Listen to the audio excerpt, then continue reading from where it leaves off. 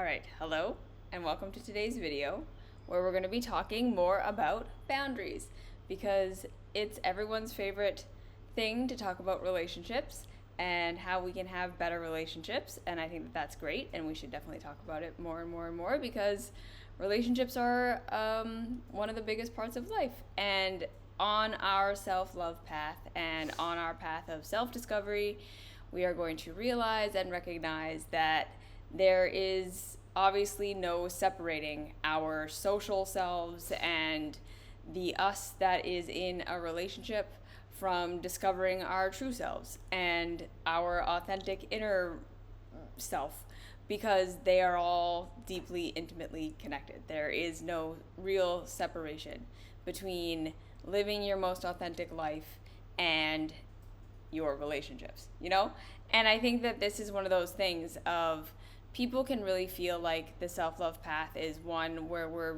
just focusing on ourselves and we're just thinking about ourselves.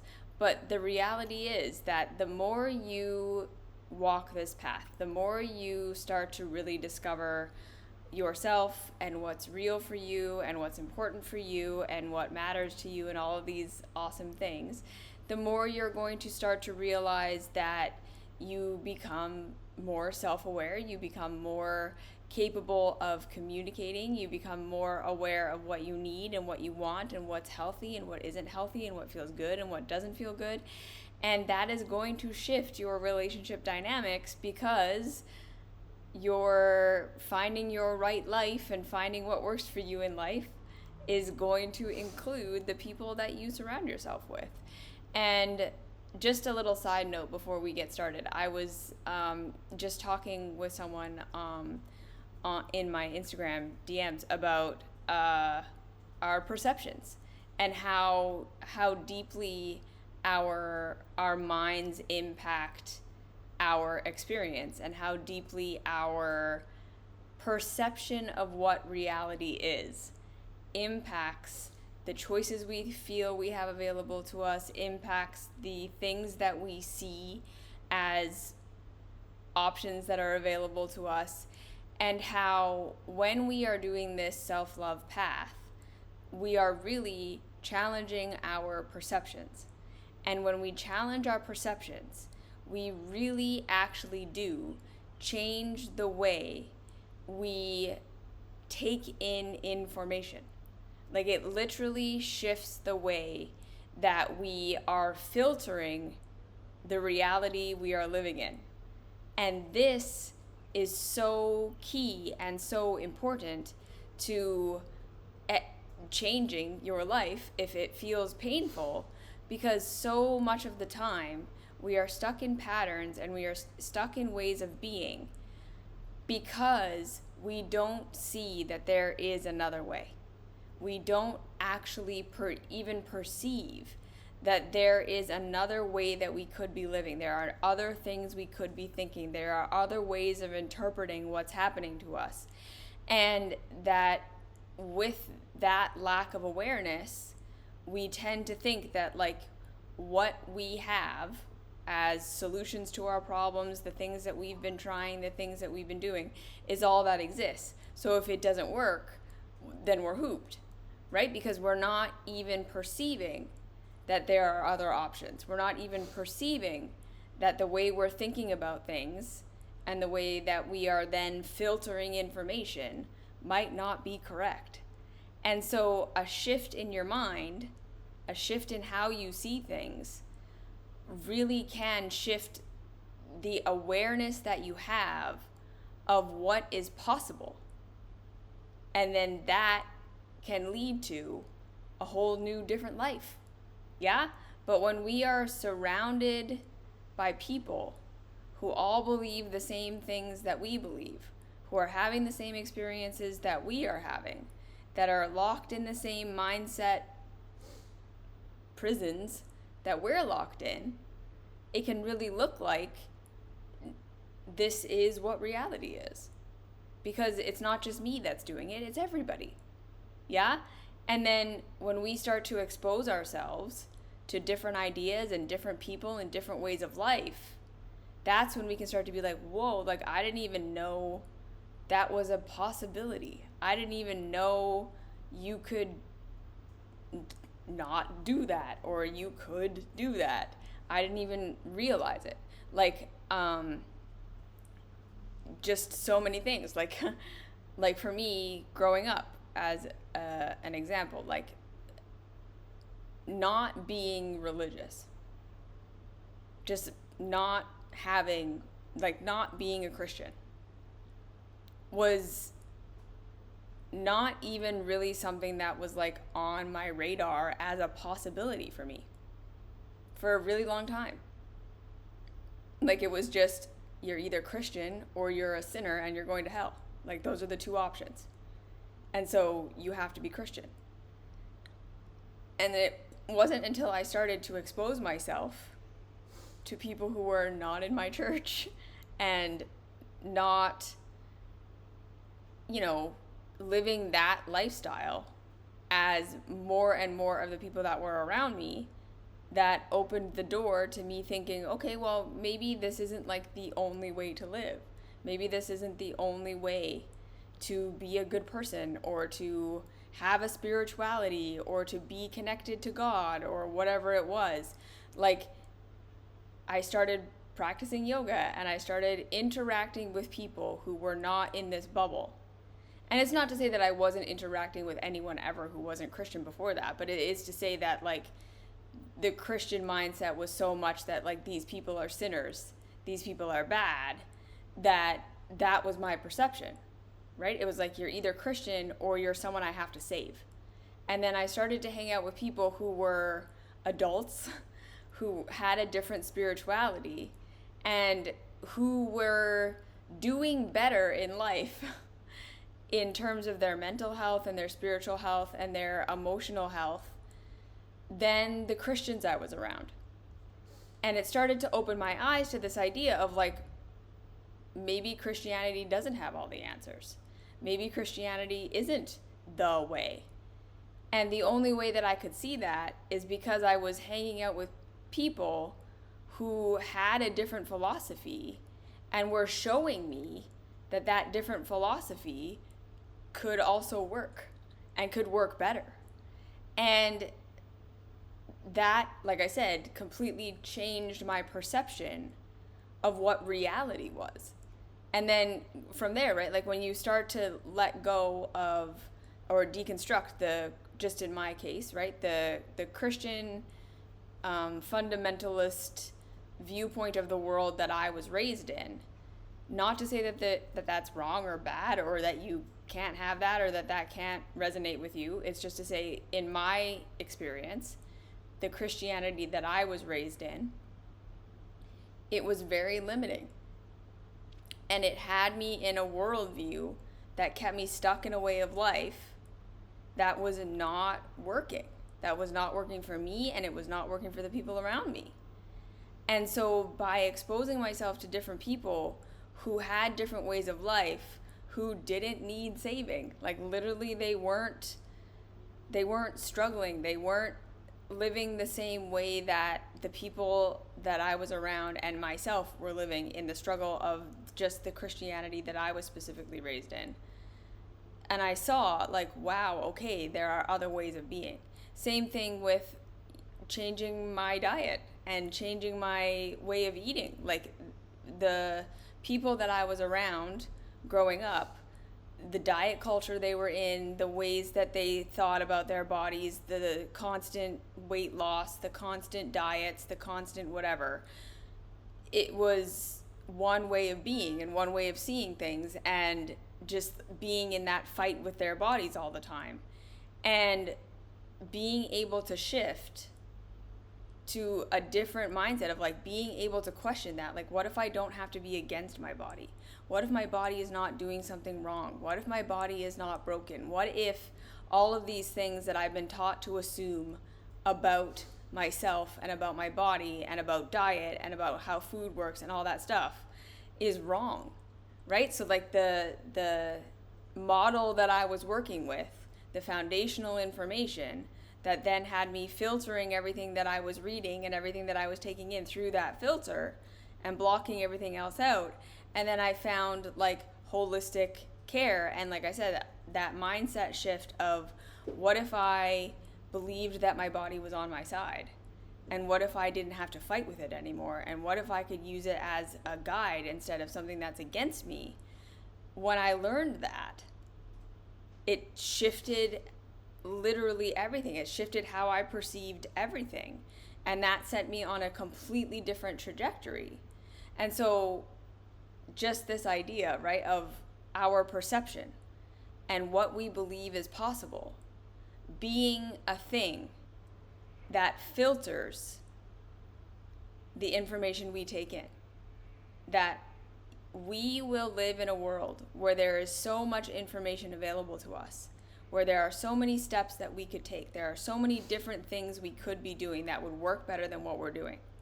And we will not even see it. We will not perceive it. We will not believe that that exists. We will not see it when it's right in front of our face, because that's how our perception works. It will literally filter that information out. It will cancel it out. It will make it so that it just doesn't make any sense to you, and you don't even see it, and you don't even notice it. You'll go to the bookstore, you won't read those books. You just won't even see them. You'll listen to a talk, and you won't hear the words of the person saying you could do this other thing, because it goes so much against what you believe that your mind will just filter it out. It's incredible. It's just absolutely incredible to think about our perceptions. And so this is why, again, I called my company the Perception Traders, because it can be one of these things that is just so powerful for helping us change our lives where they need to be changed, that we challenge what we believe is possible, that we challenge what we think is just reality, because so much of the time it isn't.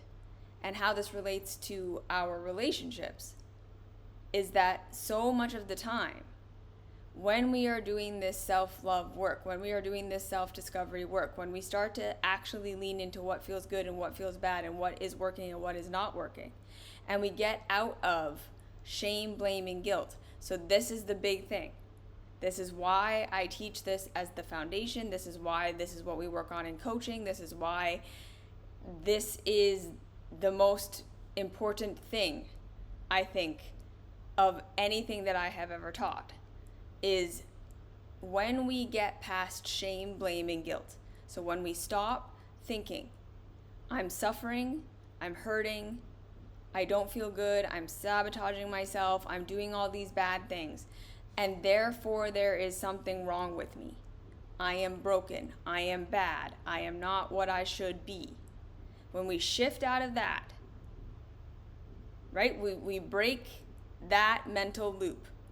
Because when we're in that shame, blaming, guilt mental loop, we're going to be fixing ourselves, we're going to be nitpicking ourselves, we're going to be repeating our habits of just trying to become what we have been conditioned we need to become in order to be loved, and we're not even going to see that we're doing it. Right? It's going to appear so obvious to us that the reason I am suffering is because I'm doing this shitty thing and I need to fix myself in this way, and when I do, my whole life will be perfect. That is what we all believe. And then we do our thing and it doesn't work, and then we do the opposite of it and then it doesn't work, right? We go on the diet and then we let go of the diet. We go on the diet and then we let go of the diet. And every time we go on a diet, we think it's different, but it's not. It's the same way of thinking. We overextend ourselves in work and then we burn out, and then we overextend ourselves and then we burn out, and then we overextend and then we burn out. And every time we overextend, we think, no, I'm on it this time.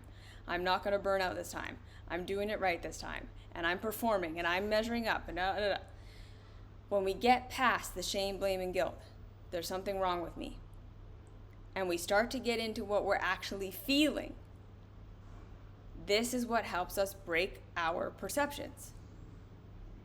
Okay? Our feelings are literally there to say, I get that your mind has made sense of this, because that's what our minds are designed to do. We are taught a way of viewing the world. We are taught a perception, and our minds can be convinced that anything is true. That's the nature of the mind, to filter out evidence and to highlight evidence however it needs to make what we are believing seem like reality.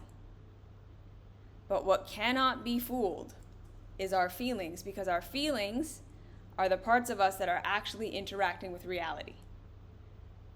So when we start to get into our feelings, when we start to get into what we're really feeling, and we push past shame and blame and guilt into what we're actually feeling, a lot of us start to recognize that I'm actually feeling anger, I'm actually feeling sadness, I'm actually feeling pain that this person did this or that person did that, or living this way doesn't work. And it's not me. It's not that I'm broken. It's that I'm responding to something that doesn't work.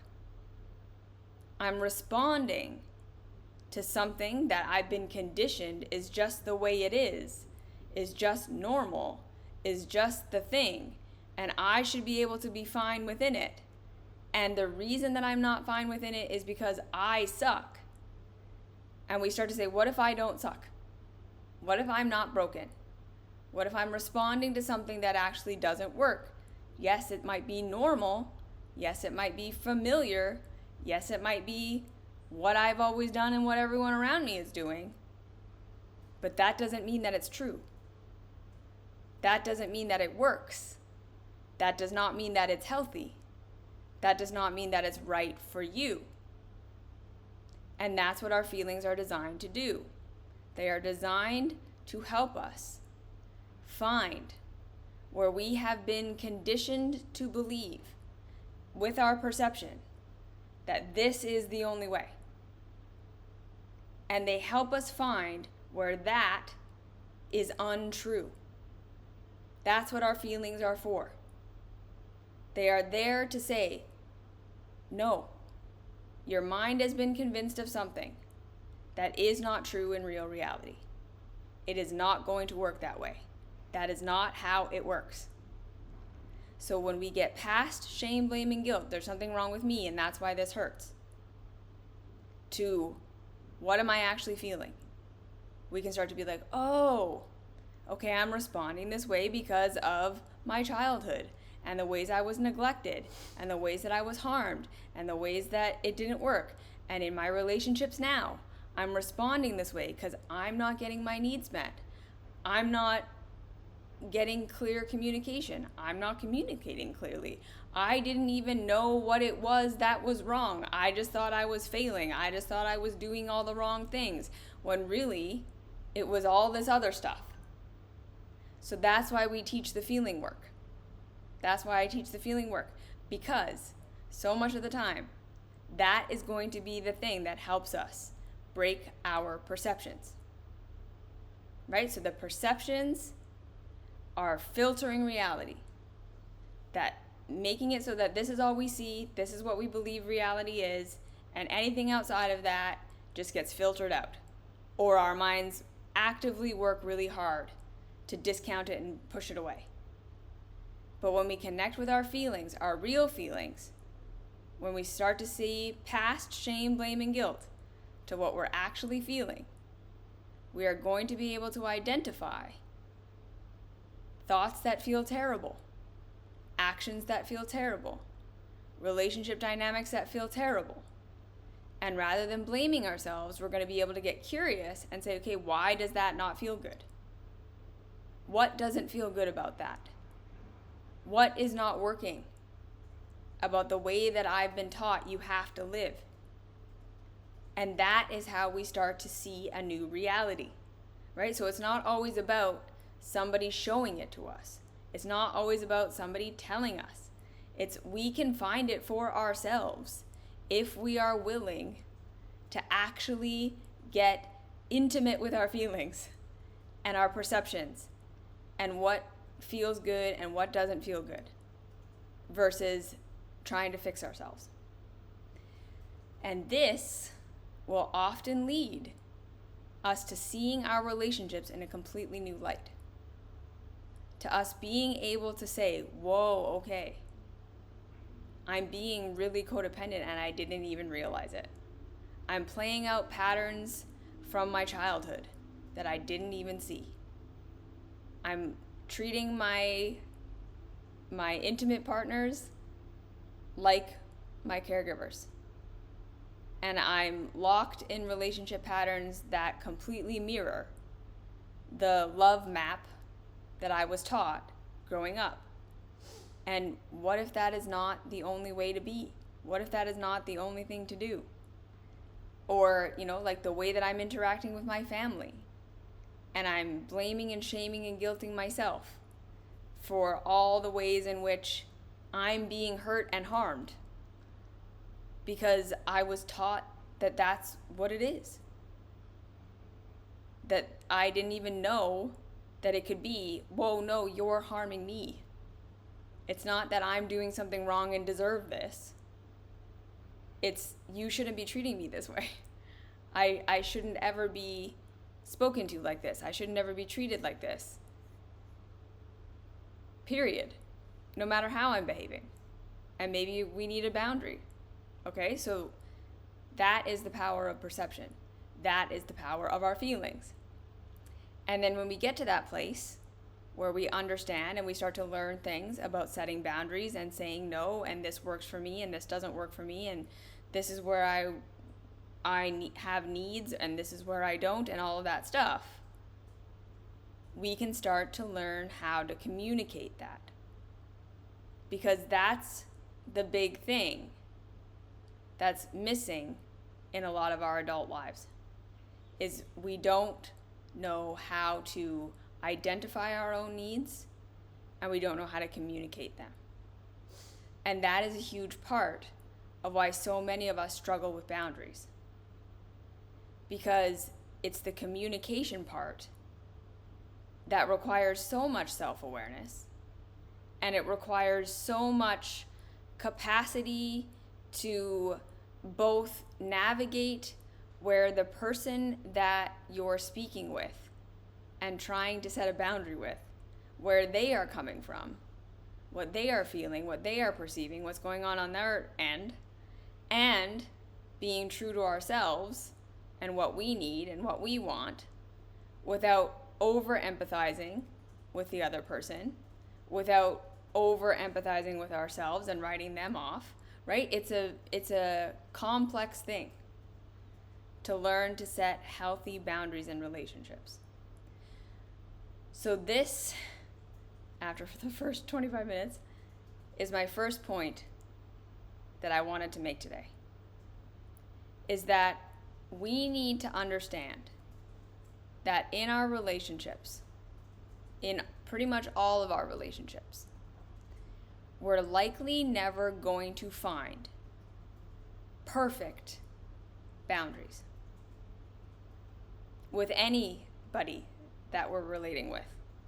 In the sense that this is how our relationship is, this is what my yes is, this is what my no is, this is what is good for me, this is what is not good for me, this is what I need, this is what I don't need. And then it never changes again, we never shift again, it's just like that for the rest of our lives. Because so long as we are alive, and especially if we're on any kind of self-love, self-discovery, personal growth path, we are constantly going to be changing. Our capacity is going to be constantly changing.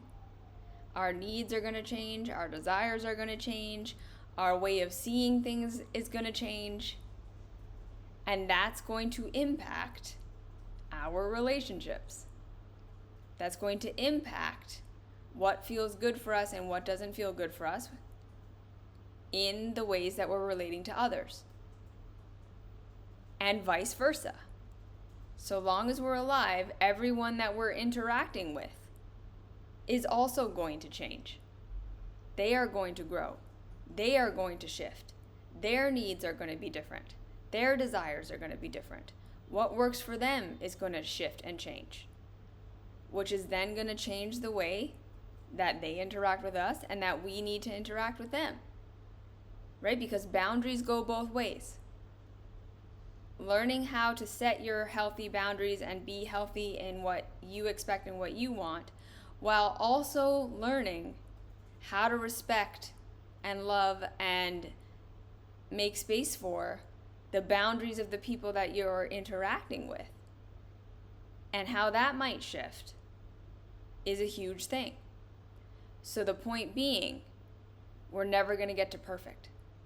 We're never going to get to a place where we have it all figured out and now we never have to think about it again. Okay? Boundaries are going to change along with you for your entire life. So let's make space for that. Okay? Let yourself off the hook of ever figuring out perfect boundaries. Perfect boundaries with your lovers, perfect boundaries with your family, perfect boundaries with your friends, your coworkers, your bosses. It's going to be a continual shift for the rest of your life. So long as you are alive and so long as they are alive, you're all going to be changing. And that is key. Okay. So now what do we do when we get to a place where we realize that the people we're relating with can't respect our boundaries, won't respect our boundaries, where we have figured out, like, I need this kind of communication. I don't want to be in a codependent relationship. I need you to communicate your needs to me, versus me having to predict what you're thinking and what you're feeling and then get out ahead of it and perform for you. Otherwise, you blow up at me. I don't want that anymore. And then what happens when the person we're relating with is simply not willing or able to do that? Because this is a big part of this. It is hard, but it is true. That so much of the time, when we are growing and we are maturing and we are realizing codependent patterns and we are seeing things that are unhealthy and understanding that they're unhealthy and all of this, that the people we're relating with aren't necessarily on that same growth journey. They aren't necessarily capable of understanding what we are understanding, of doing the healthy things that we are doing, of living the way that we are living, communicating the way that we are communicating, being open and honest and clear, not being codependent, not being self-centered, whatever it is. So what do? This is step number 2. This is point number 2, which is, I want you to realize that in our relationships, there is no right or wrong way to relate to somebody, and there's no right or wrong way to respond when somebody can't respect your boundary. Okay? As much as the relationship gurus and all these people out there, this pop psychologies, people on the internet, people like me, I guess, want to say, this is how you do it. If they do this, cut them out. If they do that, cut them out. If they do this, that's abuse. If they do that, you need to leave. If they do this, you need to just have compassion for them. Just understand. Just empathize. Over and over. As though there's a one solution that works. We need to recognize that that is not true in real reality. In real reality, this is why you have feelings. This is why you have your feelings. You are going to have to figure out for yourself where a relationship is worth continuing to try and investing in this person and empathizing with their perspective and making little shifts, versus where it's like, I need to stop waiting for this person to become somebody that they're not even indicating to me that they're trying to become or that they're capable of becoming. Maybe they're saying they want to do it, but they're not taking any steps to actually become that.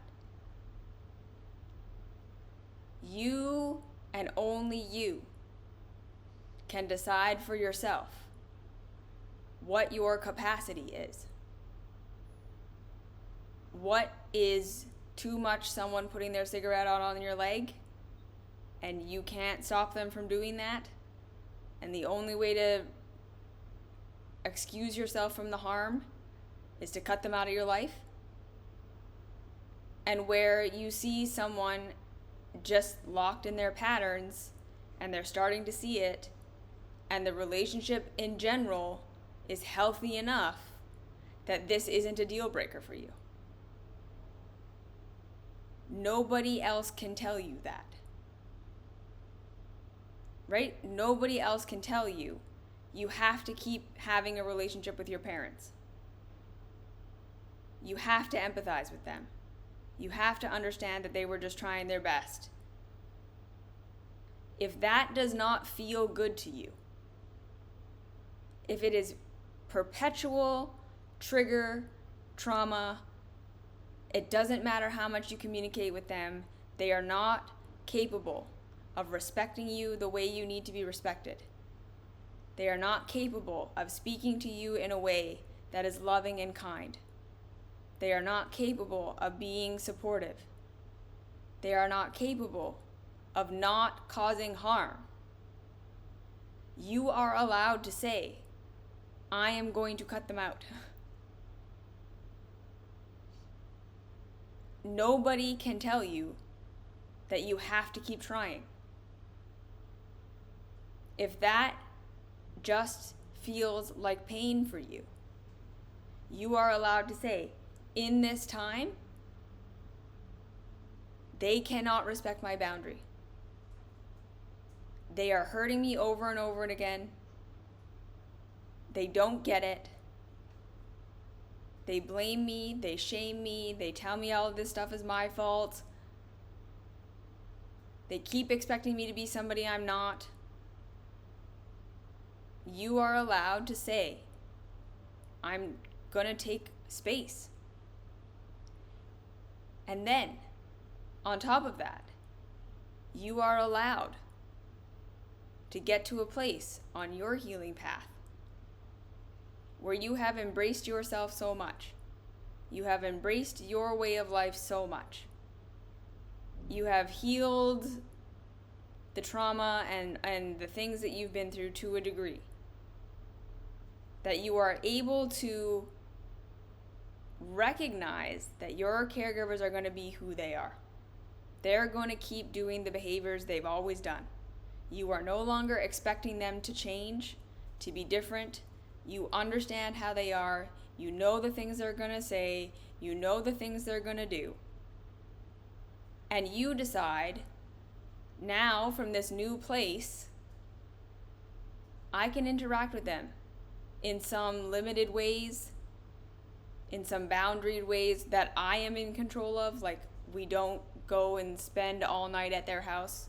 We meet only in public places. It's just text messages, not phone calls, things like this. You can decide for yourself, okay, I want to shift that boundary now, because I've accepted who they are. They are never going to meet my needs the way that I wanted them to. They are never going to change and be different. I'm accepting them for how they are.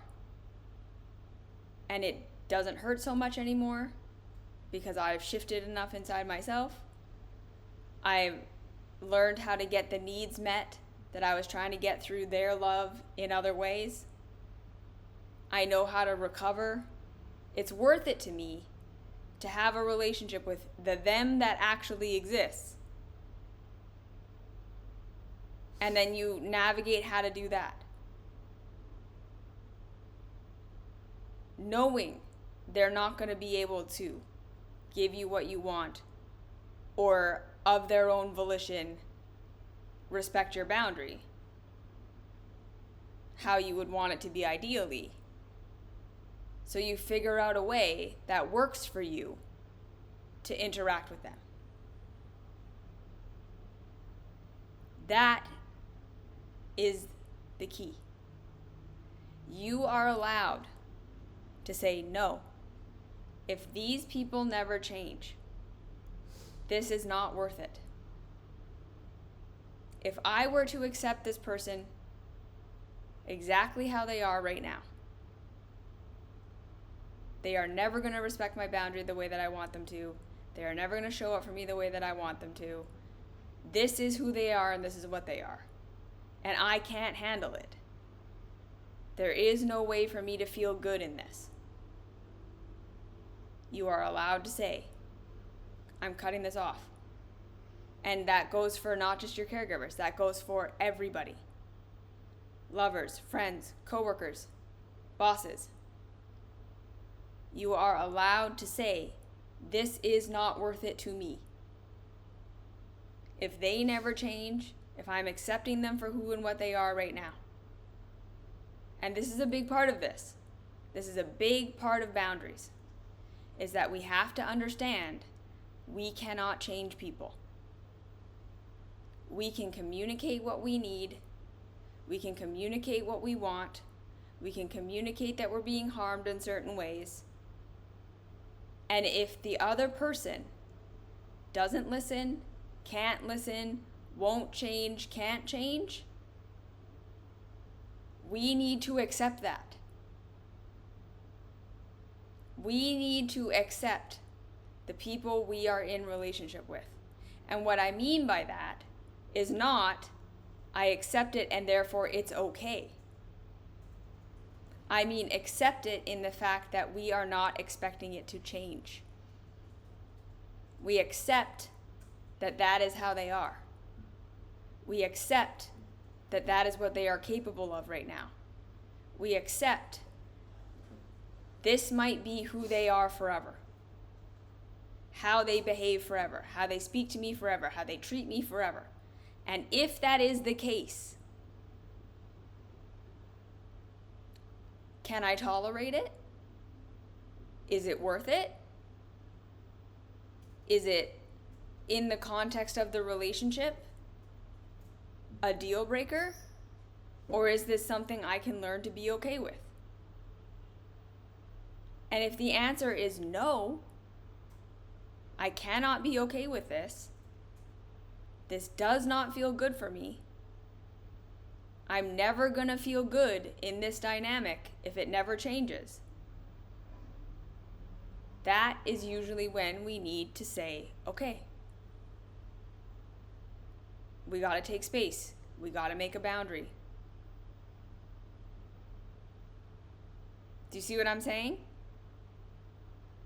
When we accept the people that we are relating with for where they are and who they are, that does not mean we make their behavior okay. Acceptance does not mean this is fine.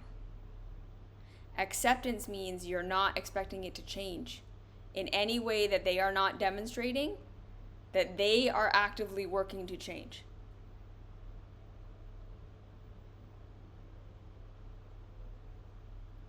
And then you say, if this is the reality, so I'm no longer relating with this person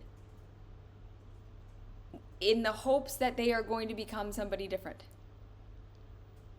I am no longer relating with this person with the stipulation in my mind that they are going to change one day. And that's why I'm here. I'm here because I'm expecting them to be different. I have this image in my mind. I've communicated it to them. I want them to be this other way. Because I can't accept them for who they are. I can't accept this behavior. If I were to say this is never going to change, it's not okay with me. If that is the reality for you, you need to accept that. And then again, sometimes we need to ask ourselves, okay, if this is a behavior I cannot accept, have I actually communicated what doesn't work about this and what I'm wanting that's different? Or am I just expecting them to know and read my mind? Because a lot of the time, people will be able to respect our boundaries. We've just never explicitly stated it before. because we live in a culture where we are not taught to communicate directly. We are not taught to have that level of self-awareness of like, hey, okay, when you do this, I feel this way. And a lot of the time, some of the time, this is why this is complicated, okay? There can be many, many times where we are perceiving, when you do this, it makes me feel like this. And they go, whoa, that's like not at all what I was thinking. That's not at all what's happening on my end. We're making things mean things they don't mean. We're assuming things that aren't real. And by communicating, we can realize maybe the thing that was happening wasn't even that bad. It's not the thing that they're doing. It's not the behavior. It's not that they go out. It's not that they say things with this certain facial expression. It's not actually that. It's how I was perceiving it, how I was interpreting it that was the problem. And once I communicated, when you do this, I think it means you mean this, or you're doing that, or it reminds me of this from my childhood, or whatever. And they go, whoa, no, like super not at all what's happening on my end. All of a sudden, the behavior isn't so painful. Sometimes people just need to be told, hey, that hurts, can you stop? Or I would really like it if you would do this. I would really like it if you do that, or meet me in this way. And they go, yes, I'm happy to do that. Right? We have conversations. And then if through those conversations we are not respected, we are not listened to, we are blamed, we're told that we're wrong, we're told that our needs are wrong, we're told you're just seeing this totally wrong, and when I punch you in the face it means love, but it still feels awful just in real reality. That's when we start to say, okay, maybe this isn't worth it. And then there can be situations where the people we're relating with do things that we don't like. Do things that are totally not how we would want them to be. And we go, okay, but the relationship is worth it overall. It's not ideal. It's not perfect. It's not how I would want it to be. But if this person stays this way, doing this thing, never changes, I can accept that. I can learn to adjust myself to be okay with this. It's not perfect. Right? Like, so with me and my husband. He waves. He is not as clean as me. He is not as organized as me. And it drives me nuts sometimes. It's crossing a boundary in a lot of ways. Because like I've talked about before, like, right? I have a thing about my space being very tidy. He does not notice, and he is probably never going to. His brain just does not work that way. So, can I say he's just constantly crossing my boundaries? He just won't do it, and therefore I should leave? Well, no, because to me, it's annoying. I don't like it. But at the end of the day, it's absolutely not worth losing the relationship over that. You see what I'm saying? The relationship overall is definitely worth if he stays this way and never changes and never improves. I can be okay with that. I will get frustrated. I will be nitpicky sometimes. But overall, super not enough to say, forget it. You see what I'm saying? There are times and places where someone is not going to respect our boundary, and we're going to say, that's okay. It is okay. That is something I can tolerate, because this other person isn't me. This isn't about them perfectly meeting all of my needs all the time. I can't expect this other person to be me. It's not all about shaping everyone around us to perfectly behave in the way that we want them to. Which is sometimes where I think people are getting this boundary stuff and taking it way to an extreme. Of like, if you can't fully measure up to who I want you to be, I cut you out of my life. And like I said, there are times and places where that is appropriate. And there are times and places where we are then projecting onto someone else an expectation that is unfair. Because they are a different human than us. They have different needs than us. They have different awareness than us. And it's not fair to say, okay, F you. Because you can't perfectly live up to this thing. Right? We have to respect that other people are other people. So sometimes, again, there are going to be times and places where you need to cut someone out and do your healing work, and then you come back and realize you can be okay with some stuff. There are going to be times and places where you realize you just need to communicate. There are going to be times and places where you communicate and you realize the way you were perceiving things is incorrect. There are going to be times and places where you just have to accept this person is never going to change. This is who and what they are. Now, can I tolerate it? Or can I not? And then you're going to reassess in the future. You're going to check back in with yourself and you're going to decide maybe things can be different now. There is no right way. There is no one answer. We figure it out as we go. And you are going to know by how it feels. So sometimes we are working from trauma perception. The things that people are doing that are bothering us are because what we are making those things mean. And so we need to ask ourselves that. When they do this behavior, what am I making it mean? Does it really mean that? Is that true? Can I communicate it with them? Sometimes we're being told, this is normal and this is fine. But no matter how much you try to convince yourself it's normal and it's fine, it feels terrible. And sometimes we need to say, I'm right. This isn't a thing I should just learn to accept. It always feels bad. And I need to set a boundary. I need to cut someone out. I need to leave. Sometimes we need to just accept someone for how they are. Not expect them to be changing. Embrace that this is what they are. And if that hurts too much, we are allowed to say, I'm leaving. Or I need space for a while. This isn't working for me right now.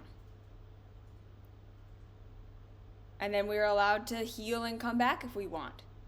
Heal with different boundaries that we can set, that we're not relying on them to necessarily have to, of their own volition, respect. But we just set such a hard boundary that they can't not respect it. Sometimes we just need to say, okay, I can accept this. This other person is not me.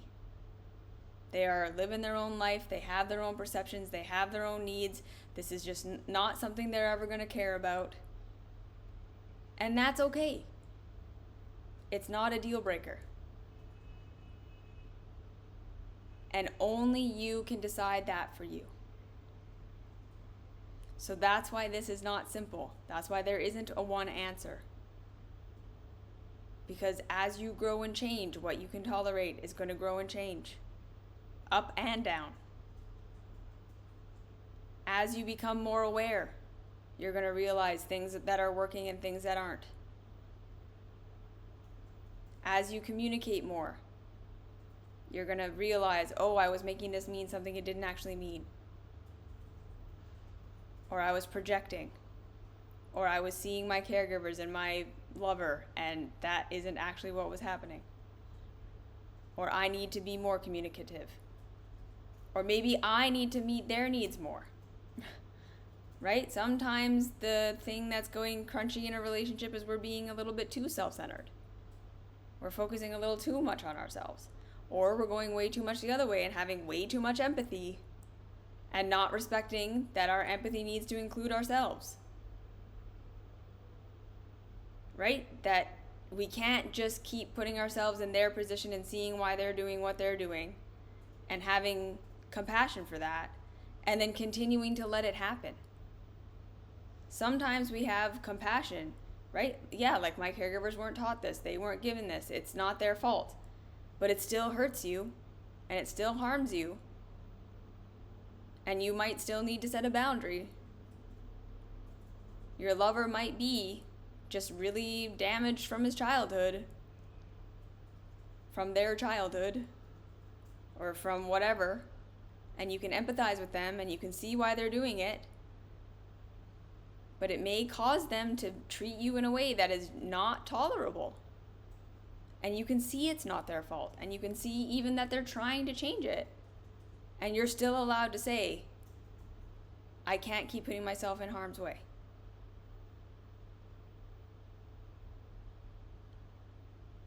I'm not willing to wait to see if you change. If you were to never change, this is not okay.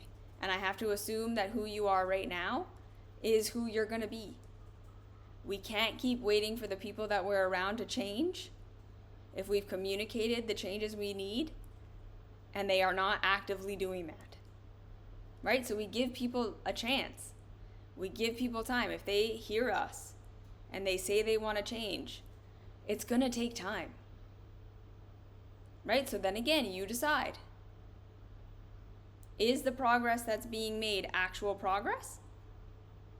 Are they willing to admit where they fuck up? Or do they get defensive? Are they actually changing? Or do they just keep promising you they're going to change and then not doing anything? Only you can decide that for you. So don't let anyone tell you that there's a way you have to do it. If it really doesn't feel good for you, you're allowed to step away. If you can't accept how they are right now, you're allowed to step away. If you're willing to wait it out and see what happens, and then at some point in the future you get to a point where you say, never mind, this isn't working, you're allowed. You're allowed to cut someone out and then invite them back in. There is no right answer. You need to figure it out for yourself. So that's where we learn that self-trust. That's where we get out of shame, blame, and guilt. That's why we expand from our perceptions that there's something wrong with us when we are reacting how we are reacting. And we get to, what is this? Right? Is it really that my boundary is being crossed? Am I being triggered? Am I making it mean something it doesn't mean? Do I need to communicate? And we work from there. Okay? Okay. So hopefully that was helpful. Hopefully that gave you some ideas. How does it feel for you? Where can you communicate? Where can you accept the person for being who they are? Not necessarily saying, I accept it and that's okay. Sometimes we accept it and say, it's not okay. It hurts too much. I cannot wait to see if you change. Sometimes we're willing to see if they change. Sometimes we're not. You have to decide for you. And you're allowed to change your mind. You're allowed to change based on your growth. Okay? Okay. So, there you go. I will see you in the next video. Have a great day, week, night, month, whenever I see you again.